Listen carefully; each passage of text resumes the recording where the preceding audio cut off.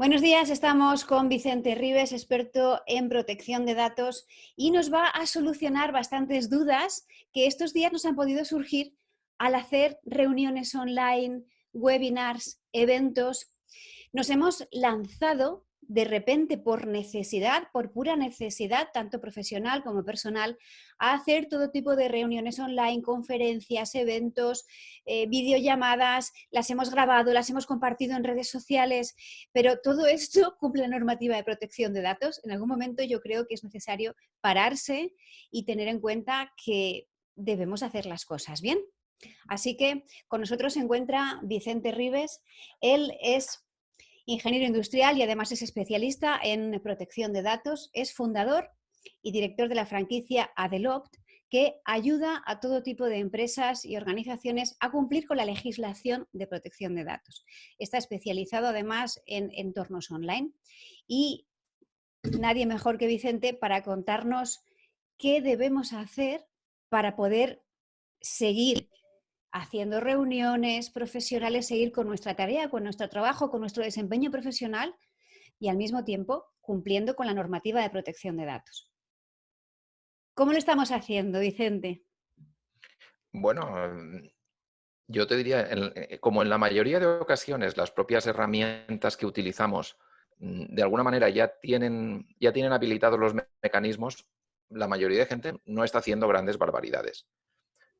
De todas formas, o sea, para que nos entendamos, lo que es nuestra imagen personal, nuestra imagen es un dato personal. Entonces, el hecho de tratar esa imagen, reproducirla, grabarla, publicarla en redes sociales, todos esos tratamientos hemos de tener muy claro en base a por qué los podemos utilizar. Normalmente, ya os hablaré un poco más tarde de cuando hablemos de la información a los usuarios, pero básicamente lo que tenemos que hacer es informarles y luego saber si estamos tratando esas imágenes en base al consentimiento, en base a un contrato, a una relación que tengamos contractual. Básicamente son esas dos opciones las que nos daría para la legislación para tratar las imágenes. Entonces, esto es algo, yo comparto totalmente contigo, nos han abocado a esta nueva realidad, el hecho de estar confinados en casa y de potenciar a tope el teletrabajo. Esto es algo que ha venido para quedarse, es algo que, bueno, al ser una nueva realidad, yo creo que es algo que todas las empresas vamos a ir adaptándonos a esto y nos va a brindar nuevas oportunidades, porque el hecho, yo tengo un caso claro, por ejemplo, un amigo mío tiene una academia de formación presencial. El hecho de la declaración del estado de alarma impide directamente que pueda prestar el servicio presencial y ha tenido que pasarse al servicio online a prisa y corriendo, como muchos negocios. Claro, ahí te das cuenta de que la limitación que tenías al tener una academia física, que es que solamente puedes atender a los alumnos que tienes cerca, que pueden ir a tu academia físicamente, esa limitación ha desaparecido. Ahora puedes atender alumnos de cualquier parte del mundo. Con lo cual, este cambio tan importante lo que te da una oportunidad, que es la de llegar al resto del mundo si haces las cosas bien, pero también te trae una amenaza, que es que van a aumentar el número de competidores y no vas a tener simplemente los competidores que tenías en tu entorno geográfico cercano, sino que vas a tener competidores de cualquier parte del planeta que puedan prestar ese servicio online. Con lo cual, es una oportunidad y es a la vez una amenaza. Es una oportunidad si hacemos las cosas bien y es una amenaza si no nos especializamos y si no aprovechamos el potencial de estas nuevas herramientas. Ujú.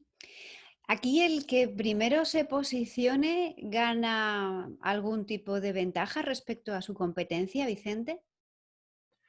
Bueno, yo creo que vamos a tener, siempre se ha dicho que el que pega primero pega dos veces, ¿no? Pero bueno, en el mundo online y ahora con el tema de las redes sociales y demás, el hecho de que cuando alguien genera un contenido muy bueno, se comparta en redes sociales, da la oportunidad de llegar a muchas más personas simplemente haciendo contenido bueno. Yo creo firmemente en esto, con lo cual, si haces bien las cosas, podrás llegar a muchas personas. Y si les gustas, entonces y solo entonces te comprarán.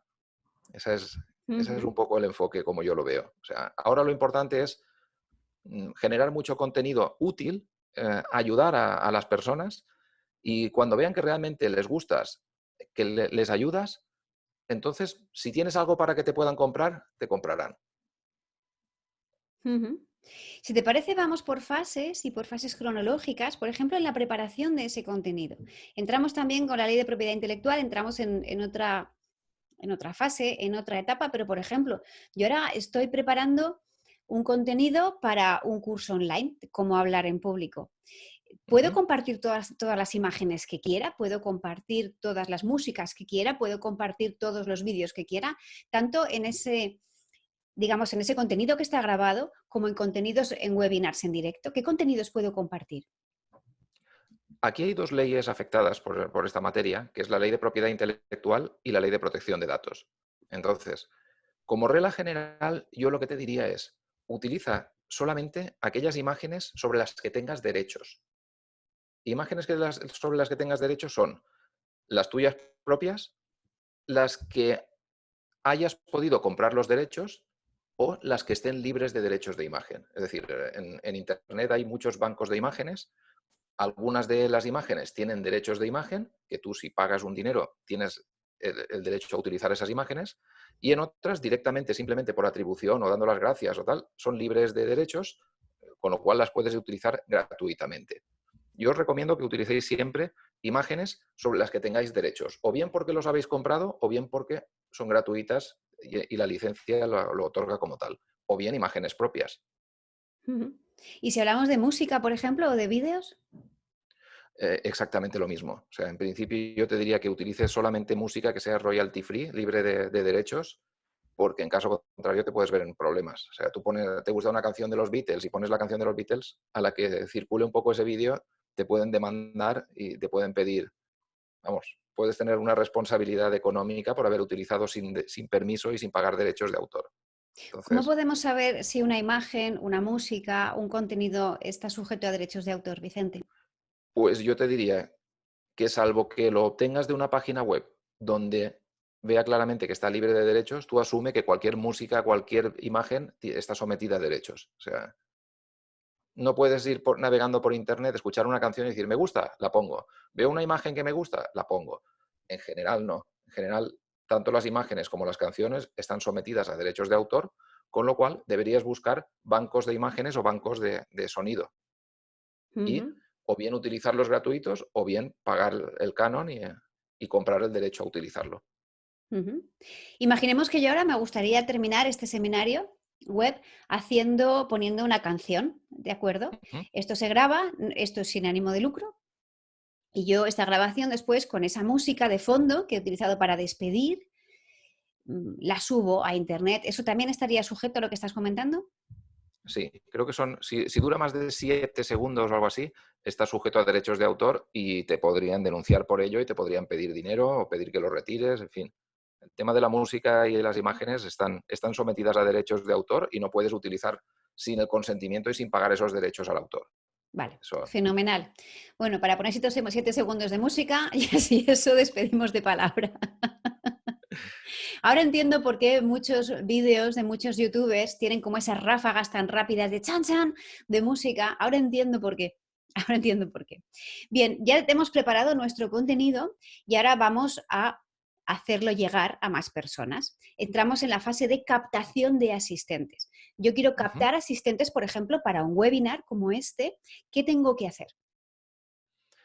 Vale, en principio, si tú podrías hacer una retransmisión, un directo en Instagram, un directo en YouTube, con lo cual has generado el contenido como el que estamos haciendo ahora y en ese contenido no lo estás utilizando, digamos, la gracia está en si puedes utilizar ese contenido para captar datos personales de usuarios a los que estén interesados en ese contenido y a los que después les puedas enviar información de otros contenidos similares, gratuitos o de pago. Entonces, esto es lo que llamamos hacer una lista de usuarios, una Ujú, base de datos de usuarios, y en principio, claro, cuanto más grande sea tu lista o tu base de datos, más potencial tienes, a más personas llegas cuando lanzas cualquier información nueva, producto nuevo o demás, con lo cual, para cualquier empresa, uno de sus activos importantes es el valor de su base de datos, de clientes o de usuarios. O sea, cliente entendemos que es aquel que ha abierto alguna vez la cara para pagarte, Eso es un cliente. Y un usuario es aquel que se ha inscrito voluntariamente en un formulario o ha rellenado, antes se hacía en papel, pero ahora se ha rellenado un formulario en Internet y ha accedido a darte esos datos a cambio de algo. Por ejemplo, a cambio de participar o de poder disfrutar de ese contenido gratuito, o bien en directo o bien a posteriori grabado, ¿vale? Entonces, lógicamente nos interesa captar esos datos personales de los asistentes a nuestro webinar o a nuestro evento para luego contactarles a posteriori, preguntarles, oye, ¿qué tal? ¿Cómo te ha ido? O pasarles una propuesta de algún producto que les pueda interesar. Entonces, yo, por ejemplo, asumo que las personas que hoy están viendo esta entrevista es porque tenían una inquietud en materia de protección de datos, con lo cual pues son susceptibles de recibir una oferta de un servicio, producto o servicio relacionado con protección de datos. Ahí. ¿Qué condiciones tendrían que cumplirse para que las personas que se han inscrito a este webinar, después yo pueda utilizar esos correos electrónicos para enviarles información de cualquier tipo? Vale, en principio lo que tienes que hacer es, la legislación de protección de datos, el reglamento y la ley española, a lo que te obligan es a facilitar una información al usuario que debe estar en el formulario de inscripción. Entonces, en aquel formulario de inscripción que utilices, donde pongan el nombre, el teléfono, el email o aquellos datos de los asistentes, tienes que tener unos textos legales. Y esos textos legales no pueden ser cualquiera. Han de ser unos textos legales con una cierta estructura. Entonces, la Agencia de Protección de Datos publicó una guía, que está disponible en su página web, en la que indica cómo se debe informar a las personas cuando recabamos sus datos personales. Y básicamente lo que te dice es que utilicemos un modelo de 2 capas. Una primera capa con una información que tiene una estructura de 5 puntos y una segunda capa que suele ser la política de privacidad de una página web donde ampliamos la información. Entonces, esa es la estructura recomendada. Antiguamente, antes de entrar en vigor la nueva legislación, lo que ponía es una casillita que te decía, acepto la política de protección de datos. Y si hacías clic en la política de protección de datos, podía tener 70 páginas o 200 páginas de información y tú si quieres léetelas y busca ahí lo que te interese, ¿no? Claro, esto no era muy, muy cómodo para el usuario y por eso la nueva ley de protección de datos detalla, es decir, cómo se debe informar a las personas. Pues se debe informar con este mecanismo de dos capas. De hecho, yo te diría de compartir la pantalla y enseñaros a todos. Adelante. Además, como hablamos de terminología legal, yo creo que ayuda Pues mucho mira, tener ese apoyo visual de qué términos debemos poner, cómo debemos ponerlos, etcétera. Yo te comento lo que se va viendo en pantalla. De momento veo que has iniciado la función de compartir pantalla. Estamos viendo tu escritorio. ahora sí, ¿no? Ahora se Ahora ve estoy viendo ya. tu escritorio, formación a interesados. Aquí está. Exacto. Pues esto es básicamente lo que debe contener la capa 1, que es la que debemos poner en el formulario, y una capa 2, que normalmente se pone en una página web, en la política de privacidad o algo así, que es donde está la información adicional. ¿Qué debe contener esa primera capa? Pues lo primero es quién es el responsable. Es decir, cuando yo rellene ese formulario, ¿a quién van a parar mis datos?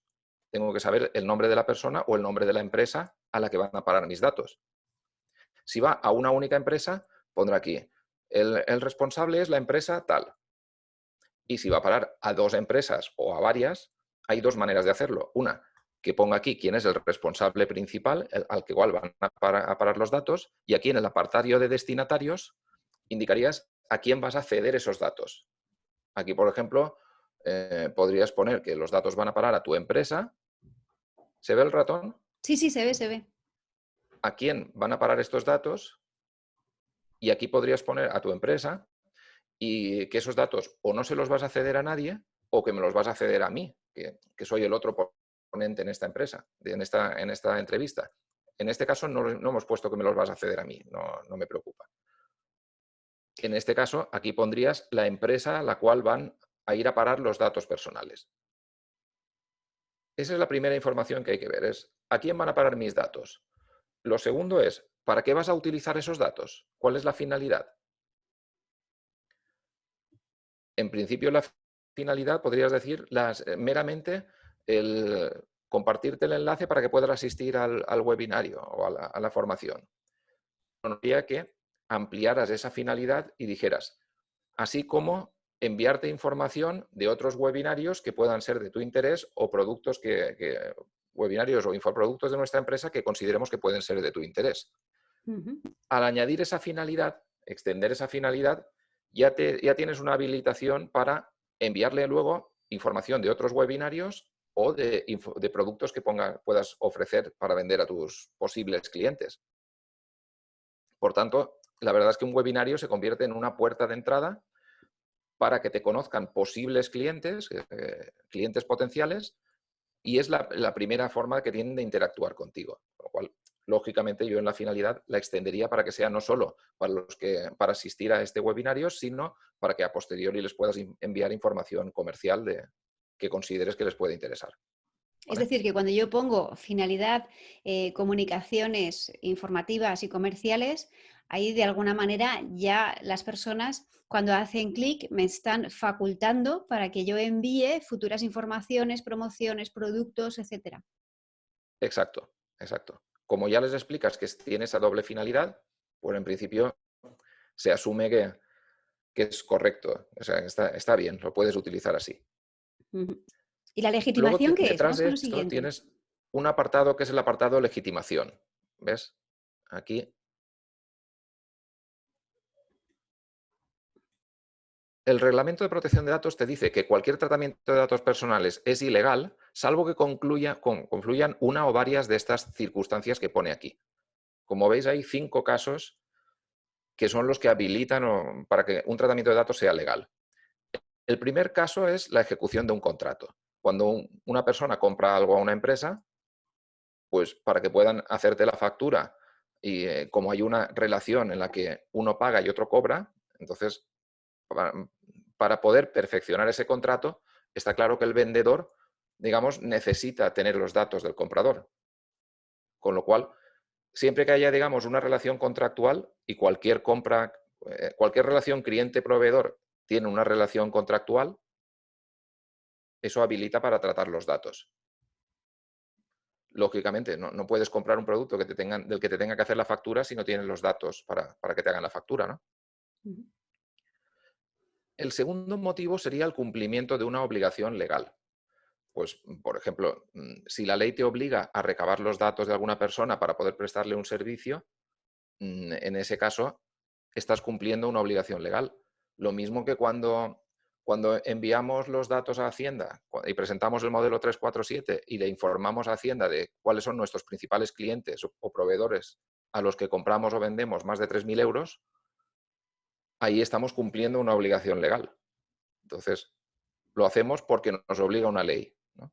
Lo mismo que para asistir a ciertos espectáculos, la ley de espectáculos te dice que la entrada ha de ser nominal. Entonces tienen que identificar a la persona que accede al evento o a la entrada. A la persona a la que entra la tienen que identificar. En ese caso, la ley te obliga a recabar los datos de la persona que va a ir a ese espectáculo.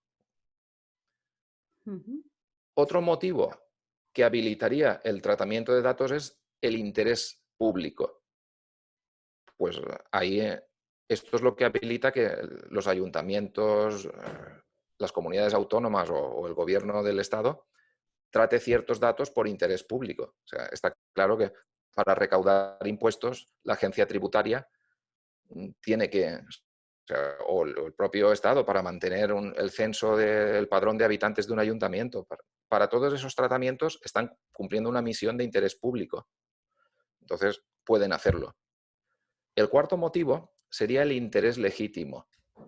Este es uno de los casos un poquito delicados. Por ejemplo, interés legítimo es el tratamiento, por el hecho de tener un interés, una empresa puede tratar ciertos datos personales, pero para poder argumentar, para poder invocar ese interés legítimo, siempre hay que sopesar el interés que tiene el responsable con el derecho que tiene el interesado, la persona de la que se van a tratar sus datos. Y en esa ponderación hay unos casos muy tasados en los que se puede hacer. Por ejemplo, si instalas un sistema de videovigilancia en un local o en un negocio para proteger un determinado recinto, ahí basta con el interés legítimo del propietario de ese edificio para proteger los bienes y que no le roben, ¿no?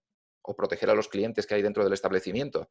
En ese caso, sí que se admite el grabar las imágenes con un sistema de videovigilancia, pero muy sujeto a poner los carteles informativos y muy sujeto, por ejemplo, a conservar las imágenes exclusivamente durante un plazo de 30 días. O sea, no puedes tenerlas 3 meses.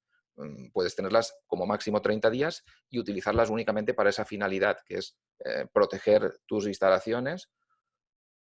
En ese caso dirías pues, que esas imágenes pueden ser comunicadas a los cuerpos y fuerzas de seguridad para denunciar cualquier delito que se haya cometido en tu establecimiento. Si ves a alguien robando y tienes cámaras de videovigilancia puestas, puedes utilizar esas imágenes para denunciar al que te ha robado, ¿no? Y ese tratamiento de imágenes se basa en el interés legítimo del dueño de ese local, ¿no? Y el último caso es el consentimiento del interesado.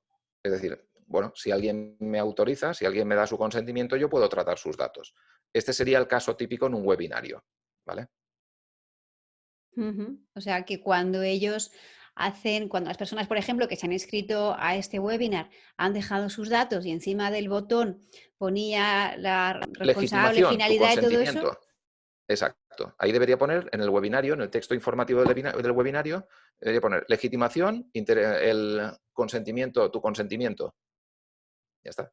Al darme tu consentimiento, yo puedo tratar tus datos. Si no me das tu consentimiento, no los trato.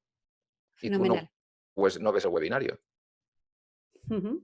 Ese es Fenomenal. Están entrando algunas preguntas por el chat, pero si te parece, seguimos un poquito más adelante y luego las abordamos todas de golpe. ¿Te parece? perfecto. Quería Em, comentarte, una Dime. pregunta recurrente que me hacen es el decir, oye, yo tengo a una empresa o a una persona que es cliente mío desde hace tiempo, pero cuando entró en vigor la nueva legislación, yo no tengo firmado ningún consentimiento para tratar sus datos. ¿Yo le puedo enviar publicidad? ¿Le puedo enviar información de nuevos productos? Pues sí, utilizando el interés legítimo. El interés legítimo permite que una empresa envíe información comercial a sus clientes, no a sus suscriptores, a sus clientes, siempre y cuando se refiera a productos o servicios similares a los que ha comprado la persona, Ujú. ¿vale? Entonces, Entonces, entiendo ahora la importancia de la diferenciación entre clientes y suscriptores. total, un suscriptor solamente le puedes enviar información si tiene su consentimiento. A un cliente, si te ha comprado y le has hecho una factura, aunque no haya asistido a ningún webinar previo o algo así, tú le puedes enviar información porque es tu cliente, siempre y cuando se trate de productos o servicios similares a los que te ha comprado hasta ahora.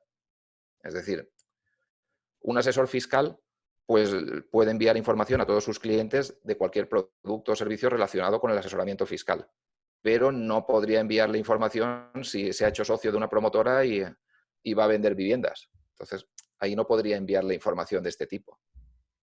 Ujú. En ¿Vale? destinatarios, que comentabas que es con quién o quiénes vamos a compartir esos datos, entiendo Ujú, que es el nombre de la persona física, el nombre de la empresa. Y una pregunta, si por ejemplo yo estoy haciendo una base de datos y ujú, relacionados con comunicación, con oratoria. Y en un momento dado, yo voy generando alianzas. Entonces, me alío, por ejemplo, contigo para hacer una formación online sobre protección de datos. Me alío ujú. con otra persona que es experta en lenguaje gestual para que haga un curso de lenguaje gestual. Me alío con otra persona, pero yo esa base de datos es antigua. No le he dicho a la persona, voy a compartirlo con Pepito, Menganito y Sotanito, porque no existían esas alianzas. ¿Cómo podría hacerlo? Si es que lo puedo hacer, Vicente. Mm, ¿Te refieres a personas que ya han participado en webinars hace tiempo? Por ejemplo, contigo, o que han tenido una alianza contigo. Por ejemplo. Tendrías, la forma de utilizarlo sería, si los datos los has recabado tú, que envíes tú la información. Es decir, mira, por ejemplo, como estuviste en un webinar no sé, me has mencionado, por ejemplo, de un experto en gestualidad. Ujú. Si esta persona prepara un producto o un curso o un producto de venta sobre esa materia, tú a las personas que asistieron a ese webinario las puedes invitar tú. Les puedes enviar tú esa información si tú recabaste esos datos, no él. Pero bueno, si es un aliado tuyo, en un momento dado dará igual que se lo envíe él o que se lo envíes tú. Lo que pasa es que los datos los recogí yo, por eso te hago la pregunta. En ese caso, no le puedes pasar los datos a esa persona, los tendrías que enviar tú. Dado que asististe a este webinario con esta persona tratando este tema, ahora esta persona tiene un producto nuevo y quiero que lo conozcas y le envías información, pero se la debes enviar tú, que es la que recabaste los datos. Ujú. Muy bien, seguimos, si te parece, Vicente, con... parece poco, pero es mucho lo que hay que poner ¿Verdad? antes de ese botón de inscribirme o quiero asistir o sí, envíame la información. Vamos con el Sí, tema de sí. los derechos. Bueno, fíjate, en destinatarios ahí sería poner, si conoces el nombre de la empresa a la que vas a pasar los datos, poner directamente el nombre de la empresa. Y si conoces el tipo de destinatario al que vas a ceder los datos, poner ahí el tipo. Por ejemplo, en tus webinarios, en el texto que pones en tus webinarios, si fueses a compartir los datos con el ponente o la persona con la que estás conversando, pondrías destinatarios. Tus datos serán cedidos, serán comunicados al ponente de la conferencia en la cual te inscribas. Y no hace falta que pongas cada vez un texto diferente, porque Ujú. se entiende que los datos irán al ponente al cual se ha inscrito la persona, ¿no? En este caso, si hubieses expuesto esto, los datos vendrían a mí de los que han asistido hoy. Como no lo has puesto, pues yo no tendré esos datos.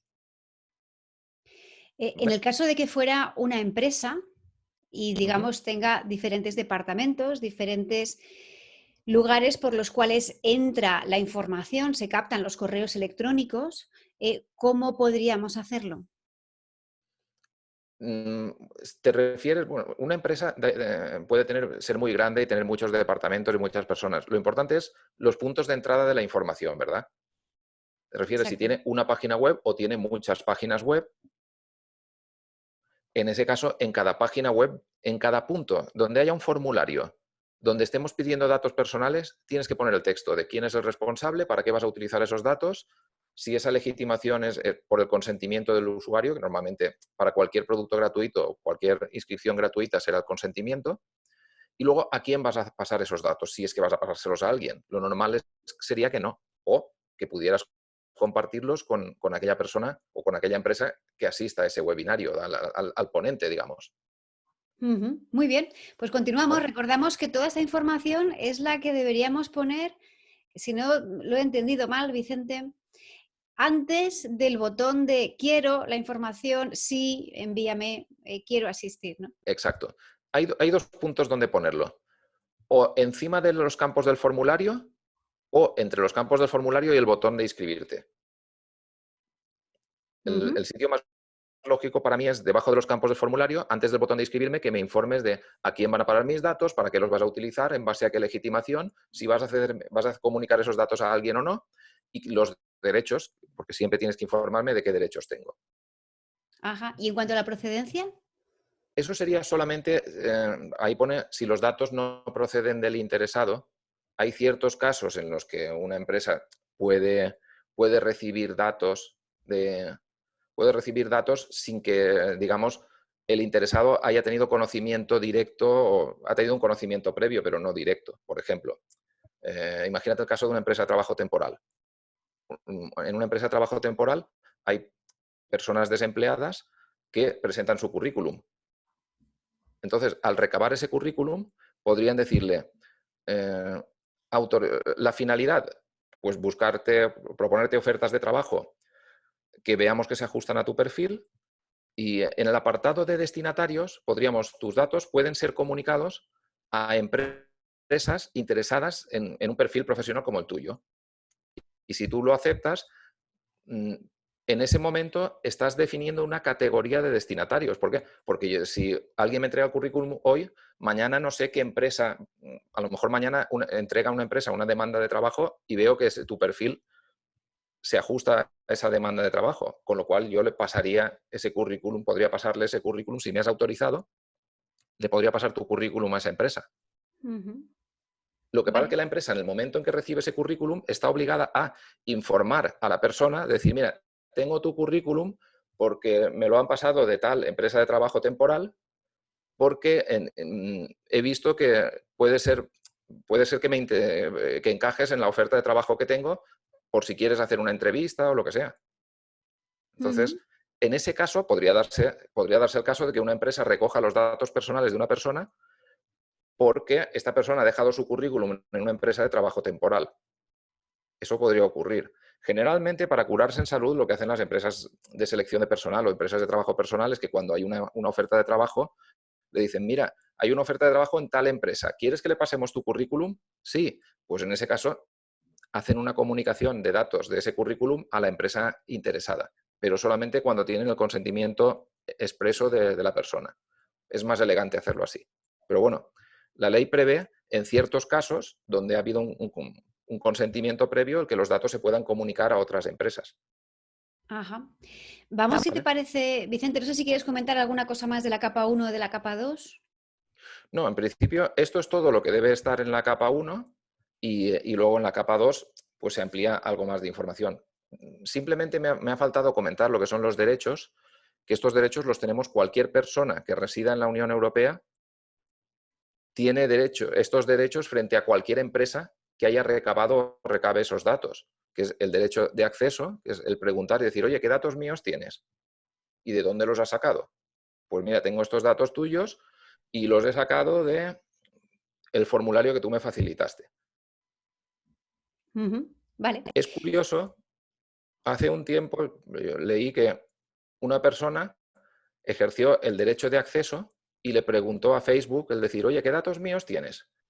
Y le tuvieron que enviar casi un CD con el montonazo de datos que tenía de esa persona.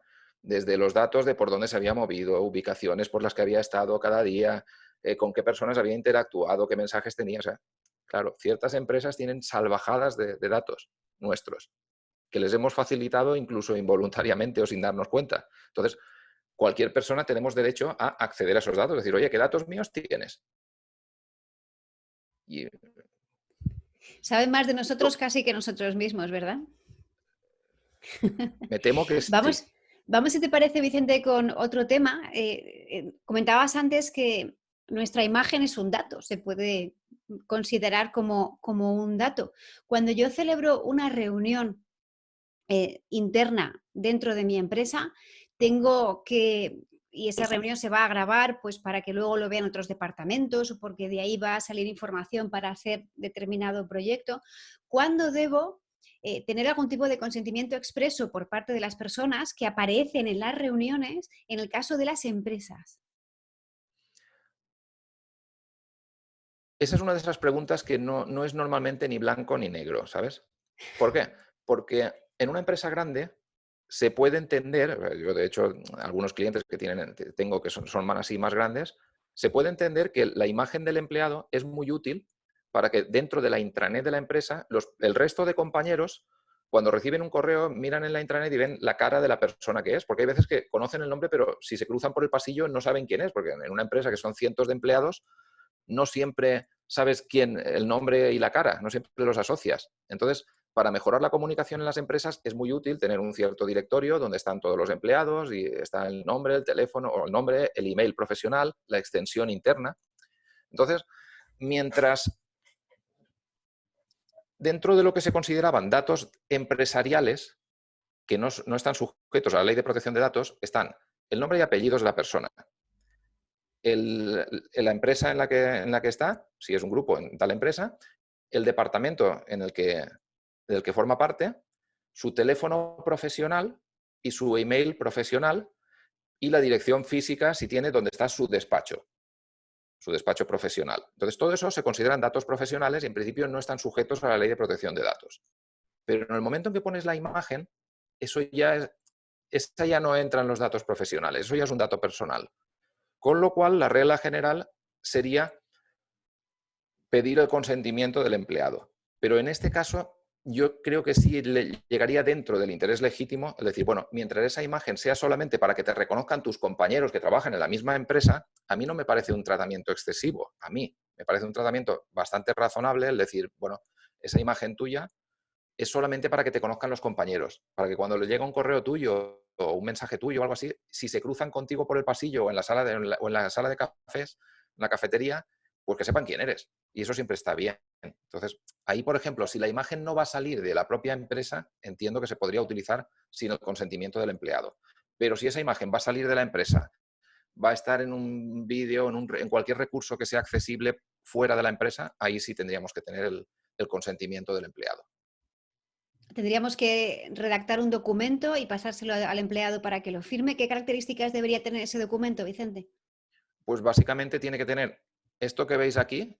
¿Quién es el responsable? O sea, el responsable es la empresa, la empresa tal. Finalidad, vamos a utilizar tu imagen ¿para qué? Para incluirla. No es lo mismo incluirla en los vídeos que publicaremos para dar a conocer nuestra empresa. O sea, explícale para qué vas a utilizar su imagen. La legitimación en ese caso ha de ser el consentimiento. Si el empleado no quiere, no tienes por qué. No puedes tratar esa imagen. Luego, destinatarios, si tu imagen va a ser utilizada, ese vídeo va a ser utilizado en redes sociales, pues poner ahí, tu imagen va a ser publicada o estos vídeos serán publicados en redes sociales. Ya lo sabe. Y en este caso, le diría sus derechos, acceso, rectificación, supresión, tal. ¿Eso qué quiere decir? Que si un empleado cambia de idea, porque el consentimiento, como será, se quita. O sea, cuando tienes un tratamiento de datos basado en el consentimiento, si mañana la persona decide retirarte de ese consentimiento, está en su derecho. Entonces dice, mira, no, donde te di mi consentimiento ya no lo tienes. No utilices más mi imagen. Y en este caso la empresa tendría que retirarla de todos aquellos vídeos o imágenes que estén en Internet. Ujú. Y en el caso, por ejemplo, de una empresa que contrata a otra empresa o no hay una relación contractual, en este caso, por ejemplo, donde tú estás dando un webinar y yo esta imagen la voy a compartir en redes sociales. He advertido que se va a grabar por escrito, que si abres el vídeo doy por sentado que no te importa que aparezca en redes sociales, pero bueno, esto entiendo que es una manera un tanto burda de hacerlo. En tu caso, que eres el ponente, ¿cómo podríamos hacerlo de la manera más elegante, aparte de legal, posible? En ese caso, deberías haberme enviado un documento para que yo te lo firmara o poner ese contenido en una página web donde hable de inscripción de ponente. Si quisieras hacerlo aún más así, tener una página de inscripción de ponentes donde indique claramente, y en ese caso, siempre tienes que pensar, cuando estás tratando datos personales de alguien, tienes que estar pensando cuál es la legitimación de ese tratamiento. Y la legitimación, como veis aquí, o es el consentimiento, que es el caso 5, o es la ejecución de un contrato. En general, la ejecución de un contrato siempre tiene una cierta contraprestación económica, ¿vale? Entonces, en el caso que te comentaba antes de los empleados, si tú quieres utilizar imágenes de empleados, mira, por ejemplo, el caso del amigo que te comentaba antes, si tiene otros profesores en su academia y quiere utilizar las imágenes de esos profesores mientras están dando una clase en una pizarra para generar unos vídeos y publicarlos en Internet, o bien gratuitos o bien cobrando por ellos, está utilizando la imagen de esa persona, de ese profesor, ¿no? Entonces, hay dos maneras de tratar esa imagen, ya te digo, dos bases de legitimación, o el consentimiento o la ejecución de un contrato. Con lo cual, si se basa en el consentimiento, el empleado le autoriza, o yo como ponente te autorizo, te doy mi consentimiento, pero si el empleado cambia de idea o yo cambiase de idea, tú tendrías que retirar esos vídeos donde aparezco yo en fin, tendrías que retirarlos de las redes sociales, de YouTube y demás. Es Porque te decir, retiran el que, consentimiento. que el hecho de que por correo electrónico, yo en este caso, ¿vale? Pero entiendo que cualquier persona, a un empleado o a otro ponente, yo te he pedido por correo electrónico para este webinar que se va a emitir en este día y tal, te he pedido la foto, biografía y tal, y tú me lo has mandado. Eso no sirve. Tendríamos que tener además, digamos, ese documento que me estás comentando.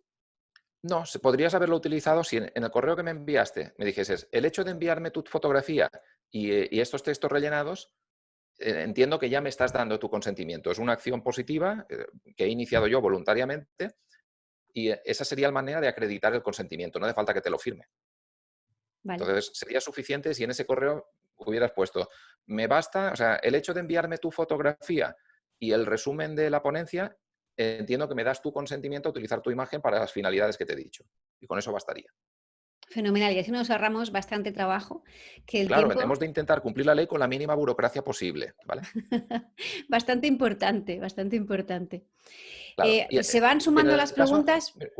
en el caso del empleado este que te comentaba antes, Ujú, si quieres asegurarte el derecho de uso de esas imágenes, independientemente, no depender de que retire el consentimiento el empleado, en ese caso tendrías que firmar un contrato en el cual tú le pagarás un dinero adicional, además de su nómina, o además de, pero hay una contraprestación económica, y en ese caso el tratamiento, la legitimación ya no es el consentimiento, es la ejecución de un contrato. Hay un contrato de por medio, que en ese caso sería un contrato de cesión de derechos de imagen, con lo cual, a cambio de una contraprestación económica, esos derechos de imagen ya son propiedad del que ha pagado, ¿vale?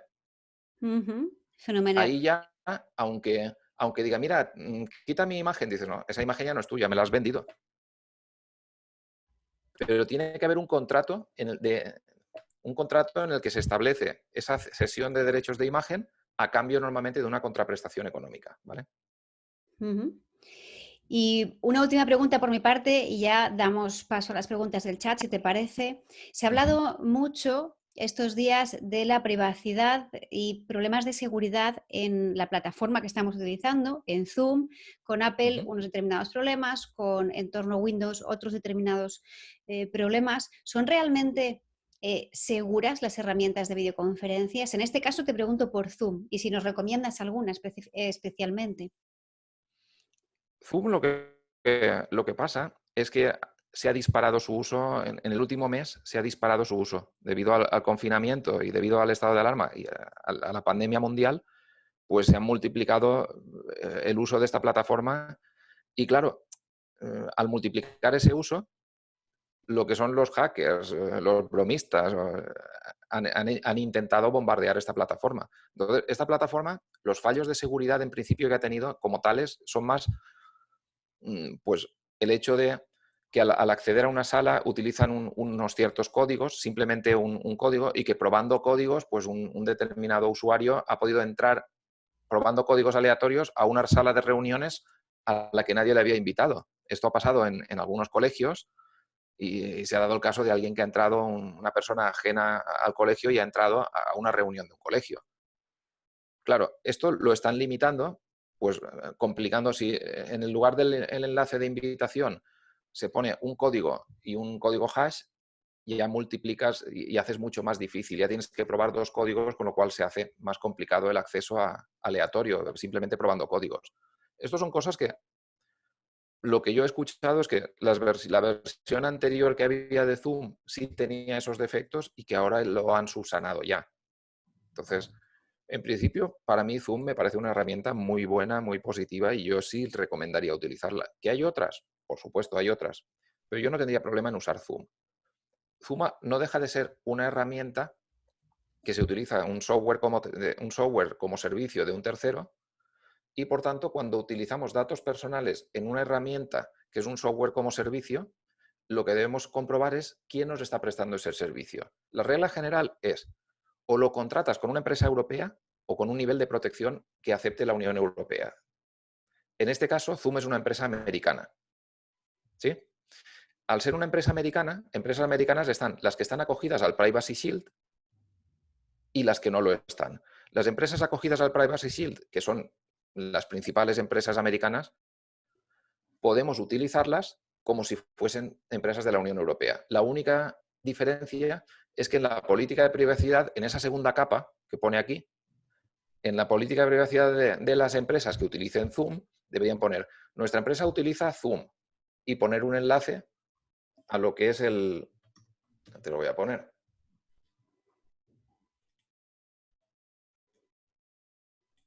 A mí lo que me maravilla es que se supone que los usuarios debemos Sí. de conocer absolutamente todo esto que nos estás contando, porque la ignorancia de No, la los ley no exime usuarios de su no. cumplimiento, claro. Las empresas sí. Los profesionales y las empresas sí debemos saber el que cuando utilizamos una herramienta de software como servicio, ¿quién es el proveedor? ¿Dónde está ese proveedor? Entonces, como vas a tratar datos en la plataforma de Zoom, de hecho, incluso el formulario para asistir y para abrir esta reunión está en la propia web de Zoom. Lo bueno es que Zoom, como empresa, está dentro del Privacy Shield, con lo cual lo podemos utilizar siempre y cuando indiques en la segunda capa, esta que te indicaba, en la política de privacidad, que digas, mi empresa utiliza estos servicios acogidos al Privacy Shield. Pues Zoom, Facebook, Google, Microsoft, mencionas las empresas que utilizas para tratar datos y si están dentro de este Privacy Shield, pues los puedes utilizar, simplemente mencionándolos en tu política de privacidad. Fenomenal, pues vamos a dar paso, si te parece, Vicente, las preguntas del chat, que hay bastantes. Vamos a ver. En primer lugar, dice Mercedes, ¿cómo podríamos diferenciar si a través de nuestra web somos prestadores de servicios o meramente intermediarios? ¿Y cómo podríamos regular nuestra web para recabar estos datos?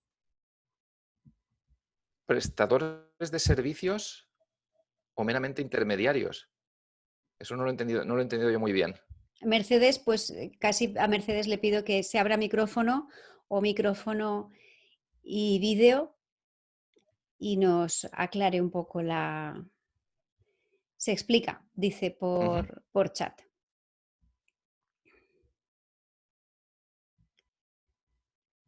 Si quieres que te abra micro o que te abra vídeo, me lo dices, Mercedes, ¿de acuerdo? Entiendo que estará tecleando entre que una persona teclea en el chat hasta que me llega, pasa un poquito de tiempo. Prestador de servicio me refiero cuando una web comercializa un producto. Bueno, si comercializas un producto, necesitas los datos para la persona que te va a comprar, para que rellene el formulario te agregue al carrito, rellene sus datos y haga el pago. En ese caso, tú eres un responsable del tratamiento, es decir, para poder hacer esa venta, tú has de tratar esos datos personales. Intermediario, cuando solamente anuncias de manera publicitaria o informativa. Vale, ese sería el caso de si tienes un blog o una página web que tiene un cierto nivel de tráfico y simplemente te limitas a poner anuncios.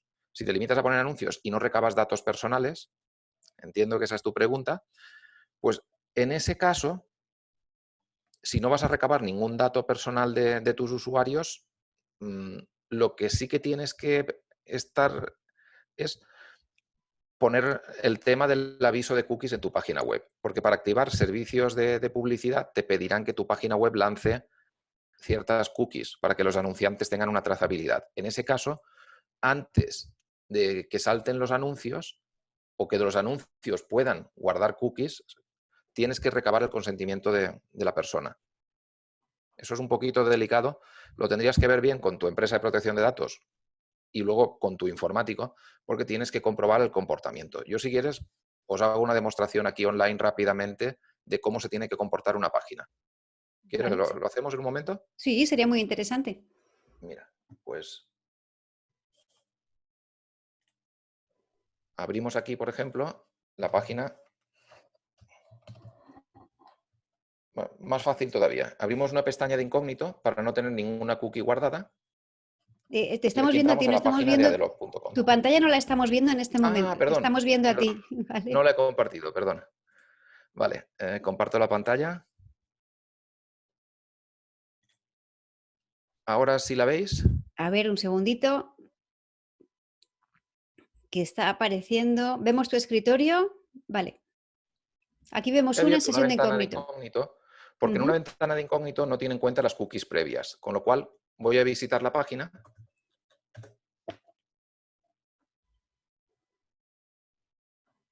Y fijaos que me sale el aviso de cookies. Este sitio utiliza cookies funcionales y scripts para mejorar tu experiencia. Si yo miro aquí en el candadito, lo he abierto con Google Chrome, toco el candadito y me dice cookies 0 en uso. ¿Lo veis? Con lo cual, esta web no ha grabado ninguna cookie en mi navegador hasta que yo le dé el consentimiento. ¿Cómo le doy el consentimiento? Pues de dos maneras. O dándole acepto, con lo cual acepto la configuración recomendada de todas las cookies, o le doy a mis ajustes y selecciono qué cookies quiero utilizar. Las cookies propias, digo, mira, pues utilizamos esta cookie para saber si has dado tu consentimiento. Y si activas esta cookie, no te preguntaremos cada vez sobre tus preferencias. Las cookies analíticas de Google para saber de dónde vienen los usuarios, qué comportamiento tienen en la página y tener una analítica de usuarios. Y luego tenemos una cookie aparte, que es la cookie del chat, que proporciona el proveedor Live Chat. Y si quieres chatear con nosotros a través de la web, pues la activas y si no, no la activas. Y si yo te digo, vale, pues las acepto todas, acepto, ya me desaparece el mensaje, me carga la página entera y si pincho aquí, me dice que utiliza 4 cookies y puedo ver cuáles son.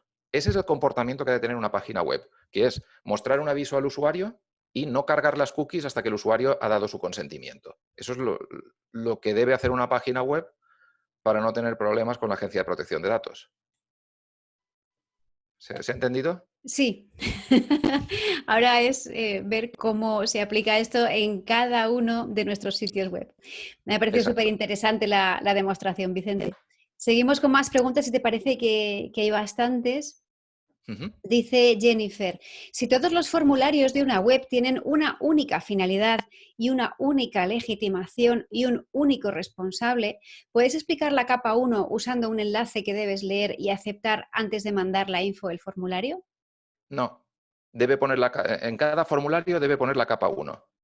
Estará copiado, si tiene 20 formularios, pues tendrá 20 veces el texto.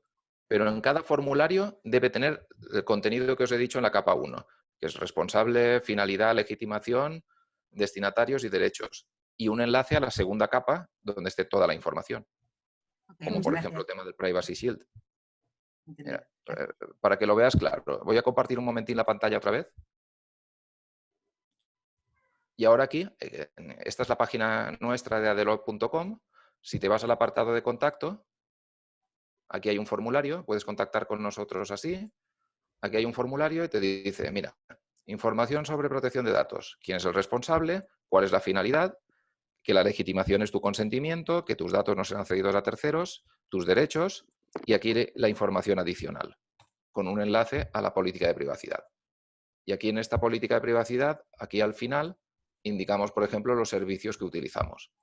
Yo, como no he sido todavía anfitrión de ninguna reunión de Zoom, pero si fuese a utilizar esto de manera más habitual, aquí añadiría Zoom como dentro de la política de privacidad de aquellas empresas americanas acogidas al Privacy Shield que utilizamos para tratar datos. Ujú. Pero, como habéis Gracias, visto, Vicente. en lo que es el formulario, de contacto, siempre debe aparecer la información de la capa 1. ¿Visto? Ujú, fenomenal. Pregunta Jet también, ¿todo lo que circula y se comparte por redes sociales también está sujeto a legitimación? A ver, el hecho de compartir algo que te ha llegado por redes sociales, tú le das al botón de compartir. No, entiendo que tú no tienes que verificar de dónde ha salido esa información, tú simplemente has compartido algo que ya estaba ahí. Con lo cual, eso en principio no deberías darte ningún problema. No por el hecho de compartir, les has dado un botón a compartir, pero simplemente estás informando a las personas de tu red de que te gusta o un cierto elemento que ya estaba ahí. El problema es si eres tú el que lo pones, ¿vale? Ujú. Pregunta Javier Salvador, ¿en destinatarios deberíamos añadir todas las aplicaciones donde guardamos datos de los usuarios en la nube? Por ejemplo, ActiveCampaign, Trello o incluso Gmail si nos llega la información del suscriptor por email. No, Javier, ahí bastaría indicar que no vas a comunicar tus datos a terceros, porque en este caso Dropbox, Trello, todos estos son, digamos, encargados del tratamiento. No van a utilizar esos datos para ponerse en contacto con tus suscriptores.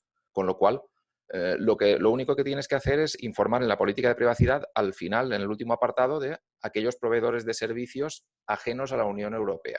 En este caso, los del Privacy Shield, que son empresas americanas.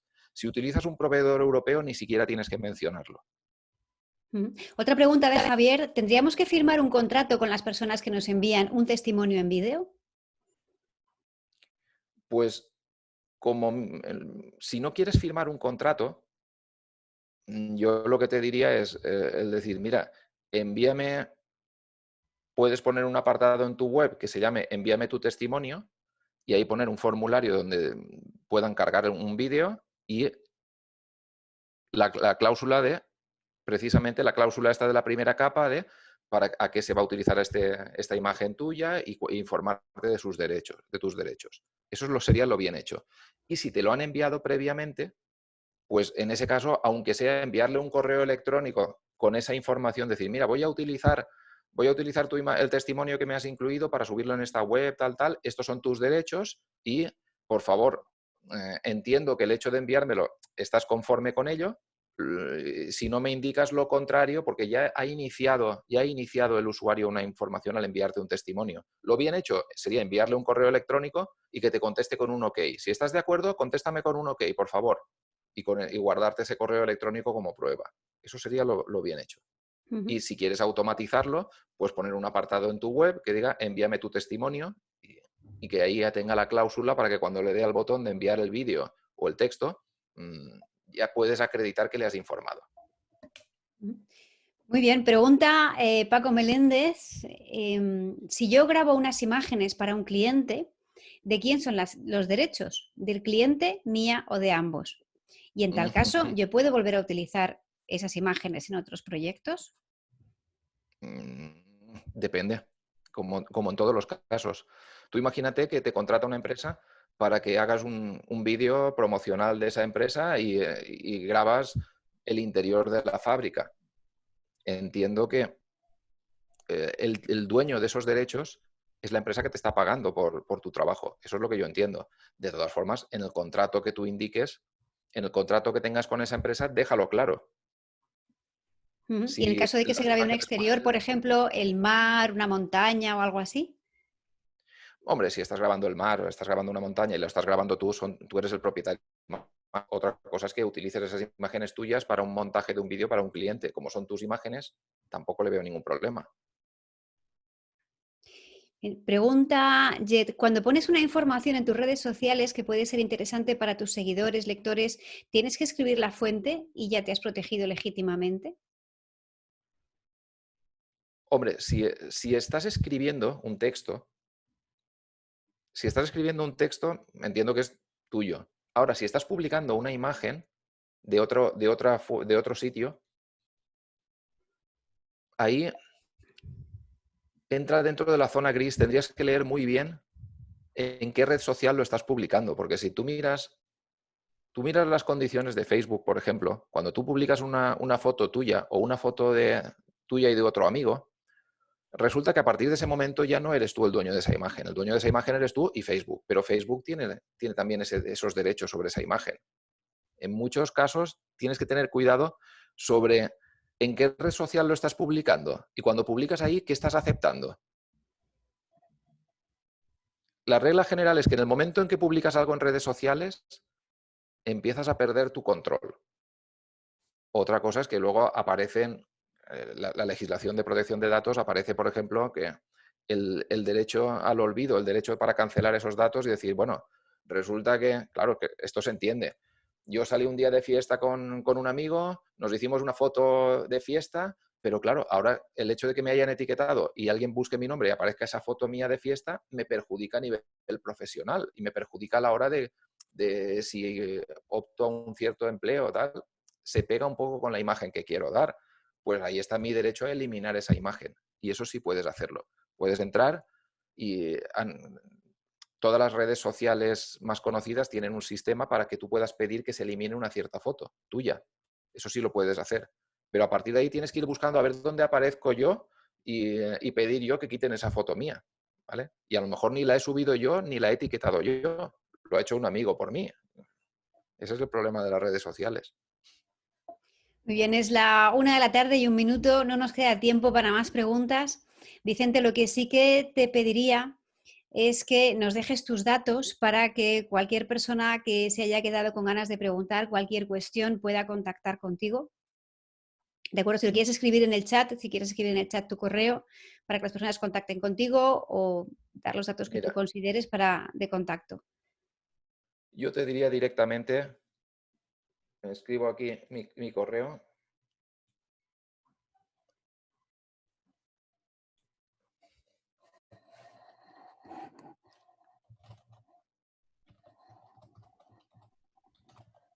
Ese es mi correo electrónico. No ha salido todavía en el chat, lo puedes... Ah, perdona, claro. Mira, os lo pongo aquí en la pantalla. Lo copio. Además es que se han quedado por responder preguntas realmente interesantes. Entonces, cualquier cuestión que quieran hacerte, ya les remitimos a ti directamente. Ahí me tenéis, Vicente Ribes, vicente@adelop.com. Muy bien. Pues Vicente, muchísimas gracias por haber estado con nosotros. Nos has aclarado muchísimas cosas, creo que has puesto bastante luz sobre un tema que es fundamental, que es vital, que estamos utilizando Internet todos los días, captando datos todos los días, ofreciendo imágenes todos los días y realmente hay que tener las cosas claras de cómo hacerlo y hoy creo que nos has dado unas pautas bastante sencillas y bastante aplicables. Así que muchísimas gracias. ha sido un verdadero placer. Muchas gracias a ti, Marisa. Un saludo a todos. Un saludo a todos, es la 1:03 y seguimos con esta tanda de webinars. Os recuerdo que el próximo jueves tendremos a Miguel Ángel Violán, de nuevo hablando de comunicación de crisis, y el 4 de mayo tendremos a Javier Salvador, que nos contará cómo construir tu negocio online. Seguimos avanzando, seguimos construyendo y a pesar de todo, nos quedamos en casa. Buenos días a todos.